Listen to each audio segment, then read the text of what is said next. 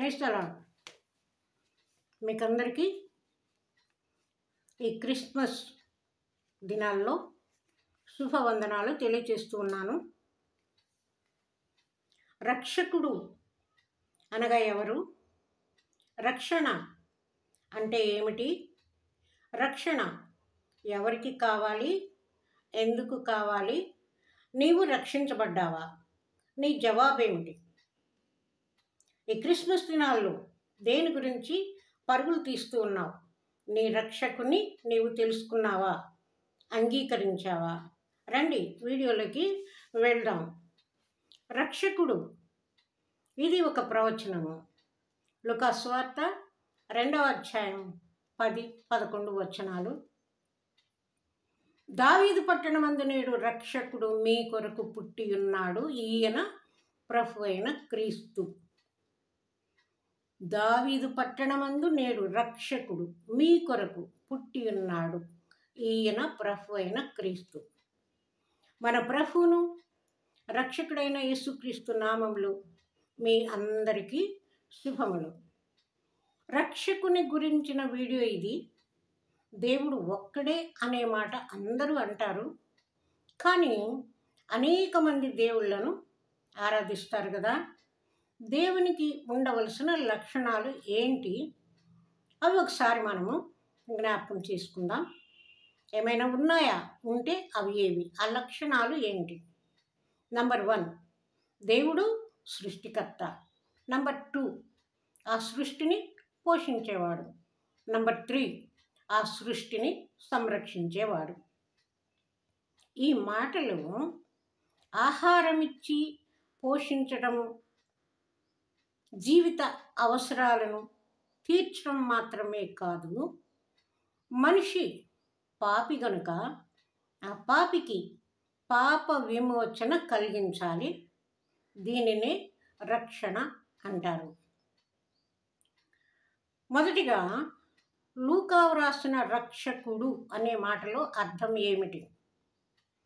Greek భాషలో క్రైస్టోస్ అని వ్రాయబడిన ఈ పదానికి అర్థం అభిషిక్తుడు అనగా ఎన్నుకొనబడిన వాడు అని అర్థం. పాత నిబంధనలో మెస్సియా అనే హెబ్రీ పదానికి అభిషిక్తుడు అని అర్థం. దేవుడు ఆయన ప్రజలకు సేవ చేయటానికి ఏర్పరచుకున్న వ్యక్తి తలపై తైలము, ఒలీవల నూనె పోసే పద్ధతిని అభిషేకము అంటారు. ఆ విధంగా రాజులు, యాజకులు అభిషేకించబడ్డారు. కీర్తన 89:4లోని వాగ్దానం ప్రకారం ఇశ్రాయేలీలు దావీదు వంశంలో నుండి ఒక రాజు వస్తాడని ఆశతో ఉన్నారు. క్రీస్తుపూర్వం 586లో యెరూషలేం ధ్వంసం చేయబడింది. అయితే వాగ్దానం చేసినవాడు నమ్మదగినవాడు. ఆ వాగ్దానాన్ని నెరవేర్పు కొరకు వారు ఎదురు చూస్తూనే ఉన్నారు. రెండవదిగా ఇశ్రాయేలీయుల యొక్క నిరీక్షణ. వారి విశ్వాసం ఎలాంటిది? వారు భౌతికపరమైన అనగా యుద్ధాలు, శత్రువులు వీటి నుండి కాపాడబడతామనే కానీ వారికి ఆత్మరక్షణ కూడా కావాలి కదా. ప్రతి ఒక్కరిని నిత్యరాజ్యంలో ప్రవేశింపచేయాలి. అందుకే ఈ మాట. ఏం మాట అది? ఆమె ఒక కుమారుని కనును, తన ప్రజలను వారి పాపముల నుండి ఆయనే రక్షించును. మత్తయి సువార్త 1వ అధ్యాయం 21వ వచనము, అలాగే అపోస్తలుల కార్యములు 13వ అధ్యాయం 23వ వచనము కూడా చూడండి. మూడవదిగా పౌలు మాటలలో రక్షణ. అపోస్తలుడైన పౌలు తన వేదాంతంలో తాను గట్టిగా నమ్మినది ఏమిటి?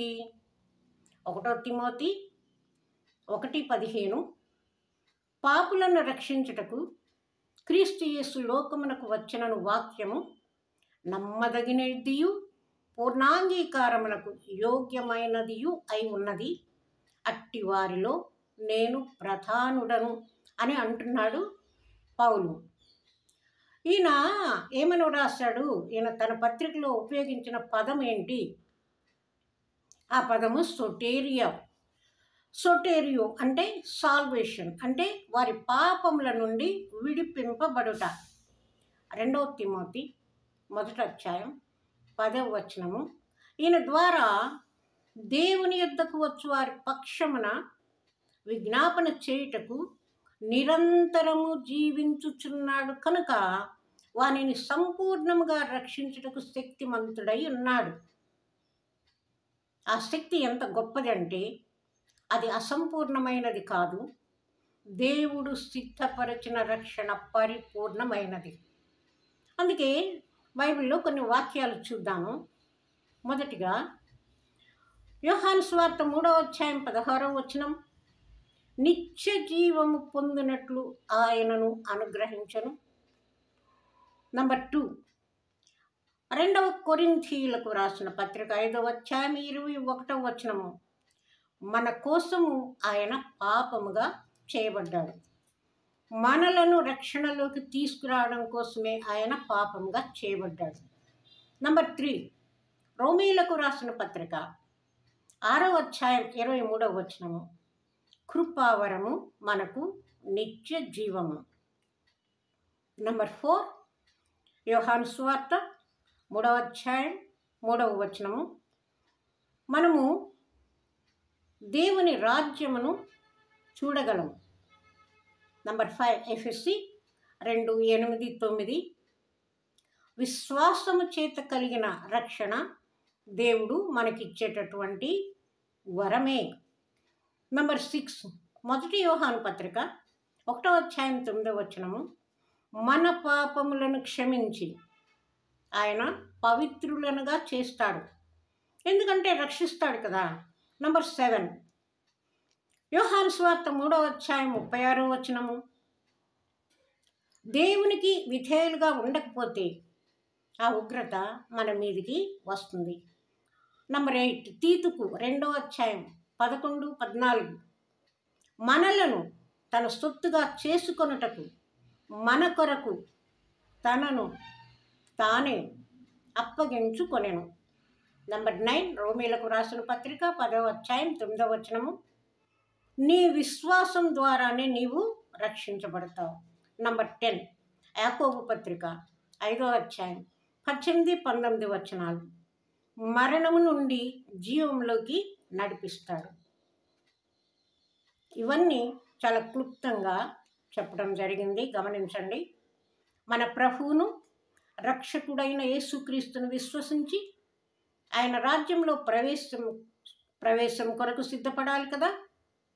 ఒకసారి ఆలోచిద్దామా? ఆయన రాజ్యంలో ప్రవేశించాలంటే మనకు చాలా అర్హతలు కావాలి. రక్షించబడాలి, విశ్వాసంతో నీతిమంతులుగా జీవించాలి. ఒకసారి ఆలోచించినట్లయితే మనము ఏ పరిస్థితుల్లో ఉన్నామో ఆయన మన కొరకు సంపూర్ణ సిద్ధి కలుగు చేసే రక్షణను సిద్ధం చేశాడు. ఆయనను విశ్వసించి రక్షణ భాగ్యం సంపాదించుకో, ఎందుకంటే నిజ రక్షకుడు క్రీస్తే. అందుకే లూకా గారు ఏమని రాస్తారు? దావీదు పట్టణమందు నేడు రక్షకుడు మీ కొరకు పుట్టి ఉన్నాడు, ఈయన ప్రభు అయిన క్రీస్తు. మీ కొరకు అంటే మన కొరకు, మన అందరి కొరకు లోక రక్షకుడు పుట్టి ఉన్నాడు. క్రిస్మస్ సందేశం ఇది. దేవునికి స్తోత్రం. హల్లెలూయా.